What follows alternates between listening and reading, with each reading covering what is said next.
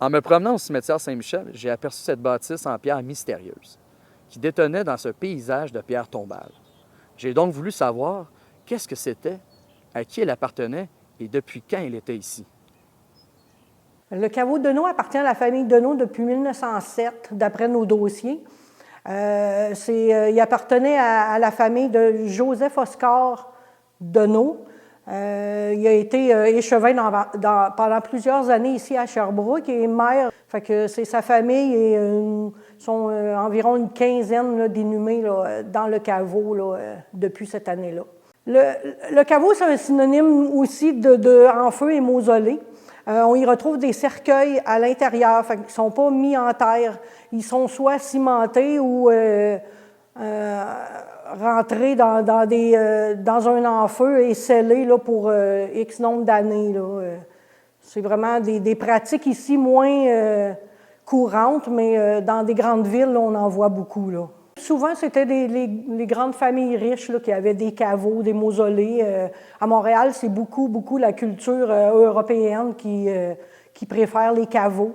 Ici, comme je vous dis, ici, on en a. C'est le seul le caveau extérieur que nous avons, le caveau Deneau. Sinon, on a des mausolées intérieurs, c'est le même principe.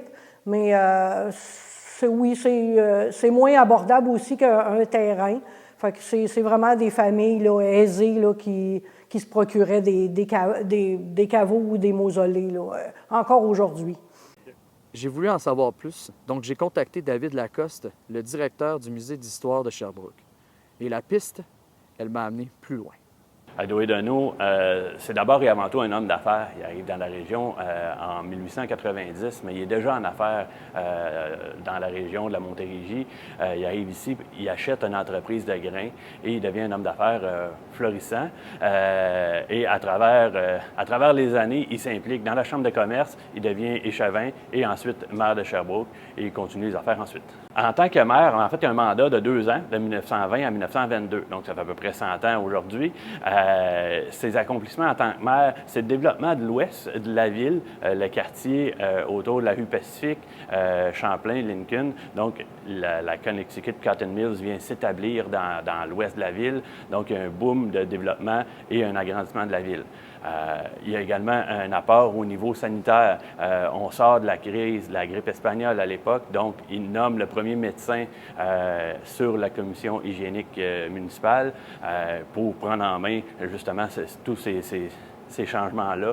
En fait, même au niveau économique, il nomme le premier comptable municipal en 1921, je crois, donc qui vient vérifier les chiffres de la ville. On a une ville d'à peu près 20-25 000 habitants, donc qui est en pleine expansion. Donc, il y a quand même beaucoup de changements qui se passent entre 1920 et 1922 sous le mandat de Doé Deneau. En fait, on reconnaît Doé Deneau principalement pour son apport hydroélectrique. En fait, la municipalisation de l'hydroélectricité, ça se passe pendant qu'il est échevin. Par contre, il se fait le porte-étendard, je vous dirais, des Canadiens français, des francophones, des ouvriers, de la petite bourgeoisie francophone et avec l'élite catholique irlandaise, oui, McManamy en tête.